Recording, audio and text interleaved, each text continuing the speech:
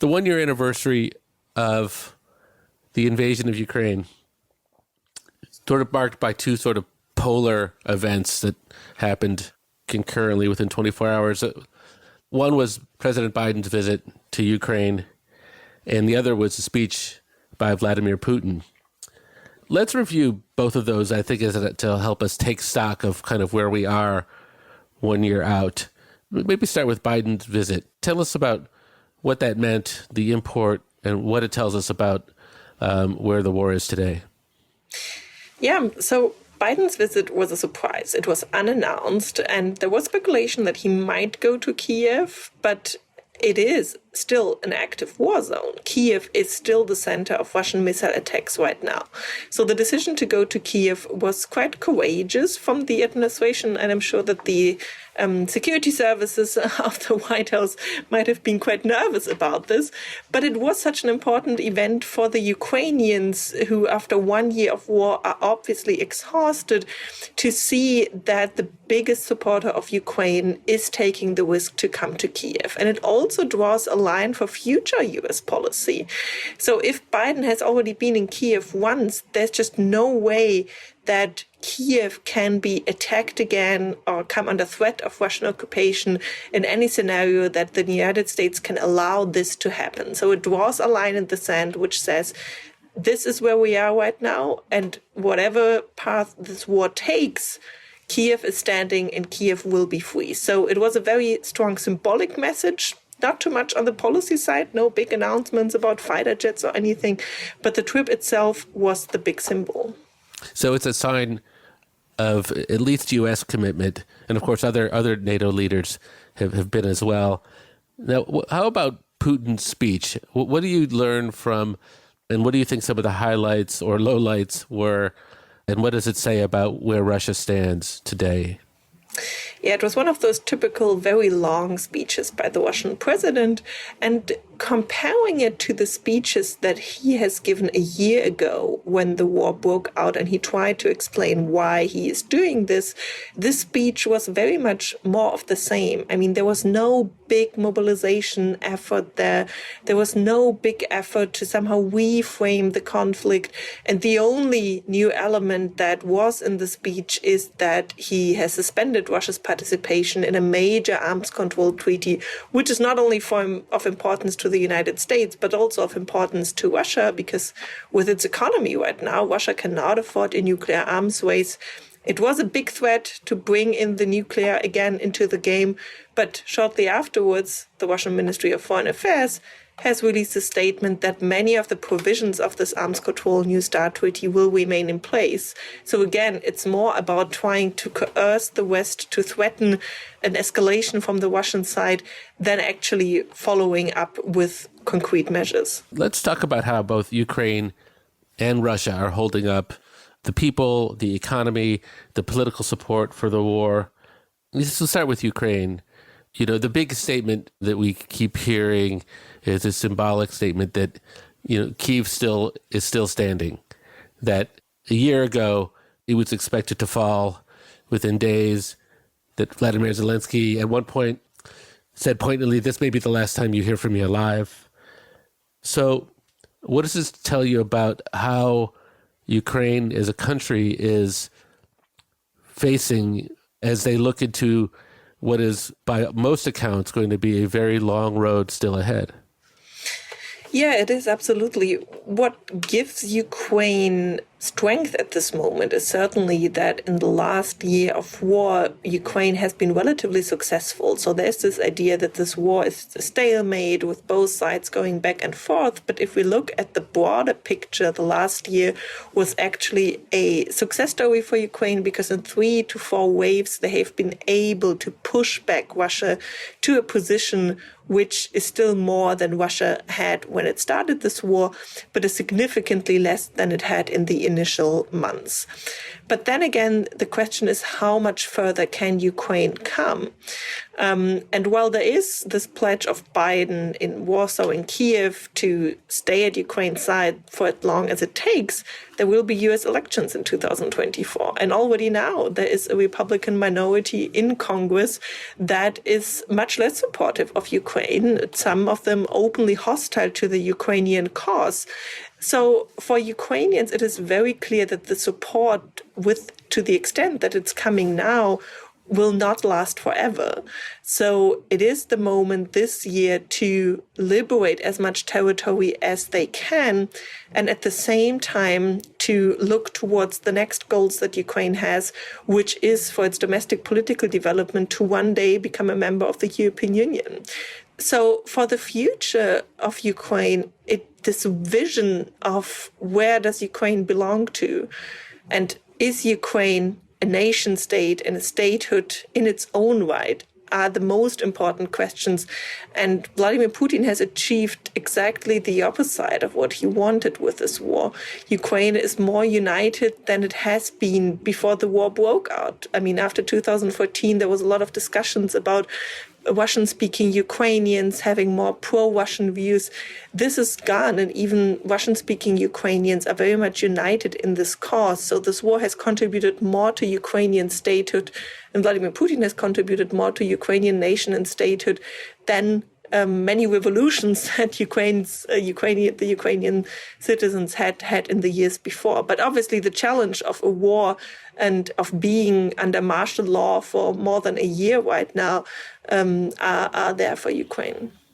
It seems there's been almost no greater salesperson for almost any cause than Zelensky has been on behalf of his country, whether it's coming to talk to European leaders or coming to talk to the U.S. Congress, in his kind of trademark boots and his T-shirt and sort of military kind of garb, and the way he both kind of cajoles and asks for more when needed on behalf of his country, points to sacrifice, shows gratitude, and as you say, has to demonstrate that he's worthy of the investment and that the country is worthy of the investment. And yet still he has to ultimately prevail on the battlefield. So what do his prospects look like if you point to the next year as being really critical, and in large part because the sales job doesn't get easier as time goes on? What are his prospects there? I think his prospects for the moment are pretty good when we look into the spring and into the early summer, because we've seen this renewed push from European countries and from the United States to provide Ukrainians with heavy weapons, with tanks. So it seems that there is some kind of implicit consensus to give Ukraine another opportunity for an offensive, not only to defend themselves against a Russian spring offensive, but also to react to the spring offensive with their own offensive and to try to push Russia further back and potentially even to break up what is called the land bridge to Crimea, this connection of the occupied territories in the east and in the south, which Russia has been able to establish. So there is a momentum there right now, and he's certainly in a good position, and the Ukrainian military is in a good position to use this momentum to push Russia further back in the course of this year. But then the interesting question starts. I mean, where will we be? Will Russia be willing to negotiate if they have further losses? Right. At the moment, there's no indication whatsoever that Putin can concede or will concede defeat or will even negotiate on terms which are not entirely unacceptable and equal to a Ukrainian capitulation. So it is imaginable and easily imaginable that Ukraine comes in an even better position this year. But how exactly the war will end from there on, and if it will end at all, or if we will perhaps see small-scale fighting just continuing from the Russian side, although they have clearly lost the war in a strategic sense with the war aims, but can just not concede defeat, that remains an open question. That's a really interesting possibility, that they may in fact win more battles as they have over the past year, but that doesn't end the war. Let's take a quick break and come back, and I want to talk about how things are playing out in Russia today. This show is sponsored by BetterHelp. Sometimes life gets you bogged down, and you might feel overwhelmed or like you're not showing up in the way you want to. Happens to me. But when you feel empowered, you're more prepared to take on everything life throws at you. Working with a therapist can help you get closer to the best version of you. It's not like everything is going to roll right off of you, but you might just even be that extra little bit more grounded and prepared for navigating your everyday life. If you're thinking about giving therapy a try, BetterHelp is a great option. It's convenient, flexible, affordable, and entirely online. Just fill out a brief questionnaire to get matched with a licensed therapist and switch therapists anytime for no additional charge. Look, I'll be honest with you. Enough people over the last few months have said to me that they feel like they need therapy but don't know where to find it. And I keep saying it's really easy now. Because of the internet, you can just use BetterHelp and it gets you with the big stuff and the little stuff. Kyle and I talk about therapy all the time and how important it is and how helpful it is. It really, really is. So if you want to live a more empowered life, therapy can get you there. Visit BetterHelp.com/inthebubble today to get 10% off your first month. That's BetterHelp, HELP.com/inthebubble. Okay, we're back with the Anafix. We're talking about the state of the war in Ukraine 1 year out. You've just told us about how things are going inside Ukraine, which it sounds like surprisingly well, but without a clear sense of what the end game might be. Well, let's talk about how Russia's faring. What is the status of Russia right now? Well, if I would try to locate Russia in sort of a timeline of years, it would feel like perhaps the 50s, the 1950s in the Soviet Union. I mean, all these pictures that now came out of Russia with Vladimir Putin's speech, but also the big concert where he came out and repeated the hurrah calls.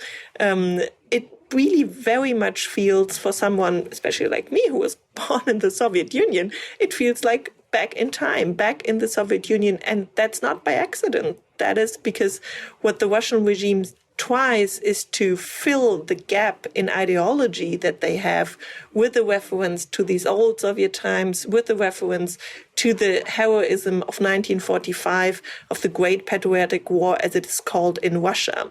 In the political dimension, we can expect more repression coming from the Russian state. Repression has reached an unimaginable level so far already, with anyone who opposes this war in public being sent to jail, neighbors calling upon other neighbors if they hear something.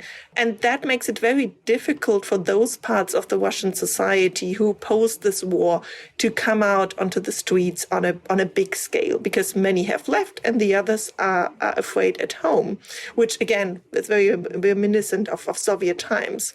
When it comes to the elites and to the system, we see that Putin continues to be supported by his elites. There's no challenger, and the Russian economy is going down, but it is still not at a point that the West hoped it would be, that it would have collapsed by now after 1 year. Also because the central bank with her leader have been quite successful in protecting the Russian economy against sanctions. So we don't see this kind of overall big destabilization. We don't see this 1917 revolt on the streets. Mm-hmm. We see a country which is very much going back to the early Soviet time and seems to hope to wait out this brotherly war that they have waged on their neighbors. So how should we think about Russia's resources and their capacity to wage war here? Do they have a nearly unlimited supply of resources and patience so that they can sustain a expensive and long and bloody war with hundreds of thousands of troops? Or is there a limit? So there's a limit in quality that Russia can use. So Russia has difficulties now in producing high technology weapons due to the sanctions. So they can produce average level weapons, which are still good enough to be used in the battlefield. And they can produce those in large quantities. They can also, again, bring more soldiers, more recruits to the field. But opposed with a Ukrainian army, which is very much becoming an army on NATO level, so far quality on the Ukrainian side has been more important than quantity on the Russian side. Interesting. And this may continue to be the case.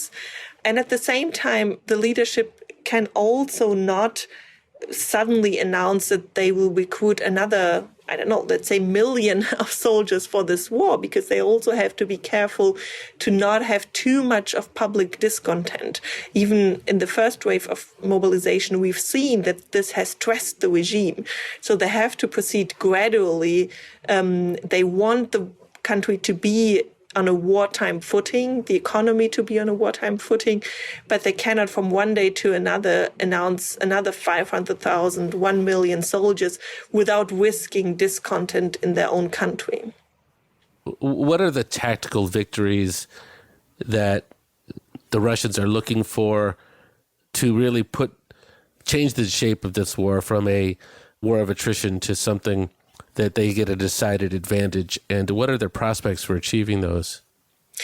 Well, what the Russian president wants is to have those 4 oblasts, those 4 regions of Ukraine that he has annexed last early autumn. He wants to have these regions under control. So these are the newly annexed regions. But the interesting thing is that those are not entirely controlled by Russia, even though Putin declared that they belong to the Russian state and are historical Russian lands. So this is the immediate aim, and this has also been in the past used as a demand from the Russian president to Ukraine. Well, accept those annexations, which would mean that Ukraine would not only give up territory occupied by Russia, but also territory that is liberated by Ukraine. So that's the immediate aim. But even achieving that from the Russian side will be incredibly difficult. I mean, what we've seen so far is that they have consolidated their defenses. So they have withdrawn from the south. They have made the front line a little bit shorter so that it's easier to defend it. They have digged their positions.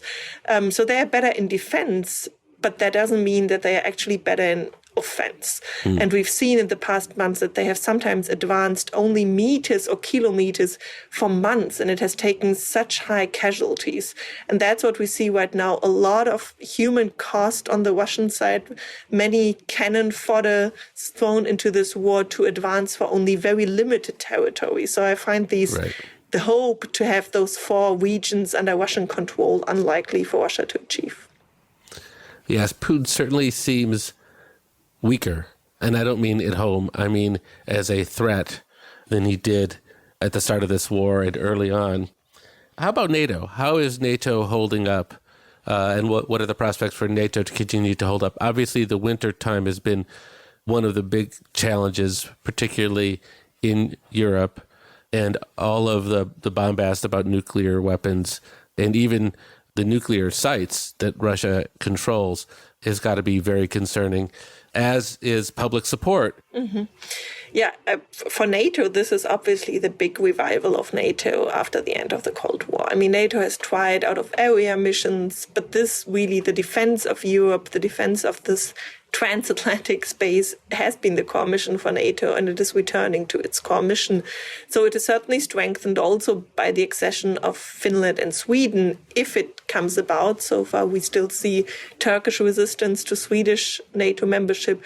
But what is so crucial about this membership of Finland and Sweden is that for NATO defense planners, the biggest headache in the past had been how to defend the Baltic states, because they are on the map, they are located in a very vulnerable position close to Kaliningrad, the Russian exclave. And the membership of Finland and Sweden will basically make the Baltic Sea somewhat of a NATO pool and will make it much more easier to defend the Baltic states. So for NATO, this would be an incredible upgrade that Vladimir Putin has provided, because even the neutral Sweden and Finland were concerned enough to finally seek NATO membership.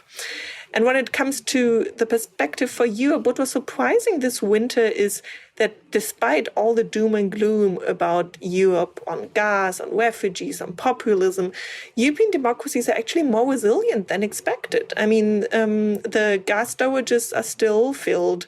One of the most far-right populists in Europe, Meloni, the Italian prime minister, just traveled to Kiev and promised additional support for Kiev. Orban in Hungary is still very difficult, but he also agrees to compromises with the European Union. So perhaps the surprising success and resilience that Europe provided this winter is actually a bigger story than the big fear that Europe would crumble under the weight of Russian energy, refugees, and populism. So what do you look for in a podcast? I look for reliable, trustworthy, interesting topics that I care about, and something that just keeps me engaged all the way through. And so I pick them out pretty carefully. I've actually picked out a new one called Uncared For, which is hosted by Suchin Pak. It's from Lemonade Media. It is really taking a deeper look at a topic we cover on the show quite a bit, which is the maternal health crisis here in the U.S. And it's really fascinating and really one of those shows you can't put down, even as you learn about how bad this crisis is and what could be done. So why don't you check it out if you're looking for a new podcast? It's called Uncared For, and you can get it wherever you get your podcasts. The Webby Award-winning series Untold Story is back for Season 3. With host Trayvon Free, this season explores criminal injustice in places like Rikers Island. How have conditions there created a humanitarian crisis right in plain sight in America?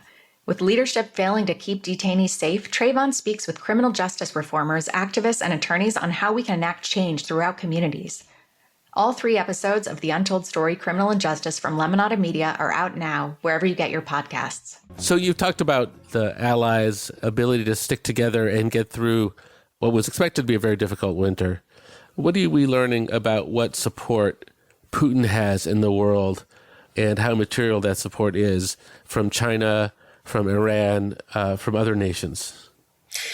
Yeah, the most interesting question here is probably China, because China at the beginning of the war has clearly positioned itself close to Russia. It has taken Russian talking points about the threat of NATO, and it has also been supportive, trying to support Russia, not with direct lethal weapon deliveries, but with other deliveries that were useful for Russia.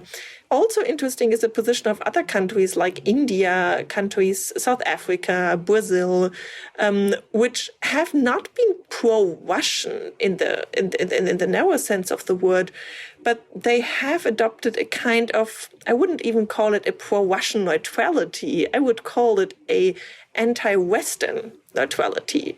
So it's not really so much about Russia itself. I mean, for some countries like India, Russia is important as a weapons supplier, but it is very much the skepticism of the West and of the cause that the West thinks it advances in Ukraine between, the good liberal democratic world versus the bad autocratic world that many countries of the global South see differently. How do they see it? Well, for them, it is more of a proxy war between the United States and Russia, which is conducted on U.S. territory. I would disagree with this view because the United States has certainly not been interested in waging a proxy war in Ukraine. But it's also, from their perspective, the war gets so much attention. Whereas from the perspective of the global South, it's a regional war in Europe. It's not a system transforming war. But for the West, it is a system-transforming war because the West has been dominating the global system for such a long time. And questions come up, why have you not cared so much about wars in our region and now care about a war in your region so much? So there are certainly gaps to fill when it comes to the diplomacy of the West. And just appealing to liberal values will not be enough to convince global South countries. Good questions. And so your suggestion is they're not necessarily pro-Russia in their stance, but they're certainly not sympathetic just by a prima facie case that a democracy is attacked and therefore we must rally to its side. Absolutely. So this is already, I believe, the largest number of casualties in a war since World War II in Europe. And, we have to remind ourselves that obviously that World War II did not begin as a world war. It began as an invasion of one country by another. Is there potential that this gets escalated? And is it more likely to happen in a scenario where Russia is successful, or is it more likely that there becomes some forms of acceleration if Russia is really bogged down and looking for ways out? Mm-hmm. I think it's certainly the scariest question to ask to ask ourselves: are we actually already in World War III without knowing it? And I have been discussing this with friends and relatives in the past, because that's exactly how it has been in 1939. It was about Poland. Well, no one rushed to the defense of Poland despite the alliance commitments in 1939. But there are two reasons which give me at least optimism. And the first one is that the one big alliance that opposes Russia, the NATO alliance, is very clear on its stance that it only would enter this war in any kind if NATO territory gets attacked. And we've seen this one incident with debris from Ukrainian air defense, which hit Polish territory and killed Polish citizens, which for me was quite an afternoon shock on that day.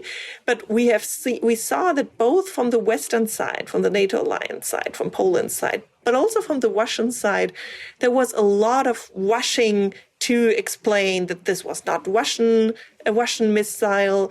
There were no accusations of the Western side towards Russia. So this demonstrated to me that for both sides, there's no interest in a wider war, and no interest to make an unintended accident like such debris the trigger for such a war. To the contrary.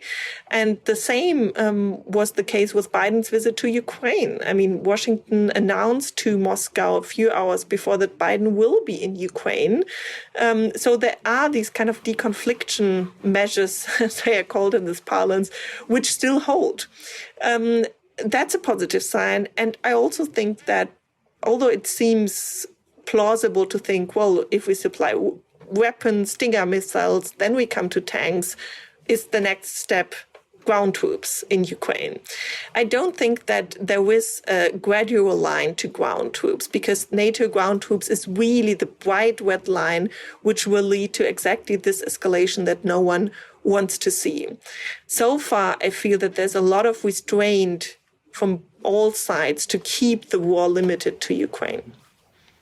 So what you lay out as we think about how this moves forward is something that could end up really as a very lengthy conflict, one that just could even persist in the background, even if the size and scale of the war were to decrease. I'm curious, though, whether you think there are things on either side that would cause either Zelensky or Putin to decide to come to the table and say, create a settlement of some sort, either something that happens militarily, something that happens economically, some change in the support structure of the allies. Do you think that there's something that could bring that to bear? And if so, which way is it most likely to happen? Is it most likely to happen with a weaker Russia or with and stronger Ukraine, or vice versa?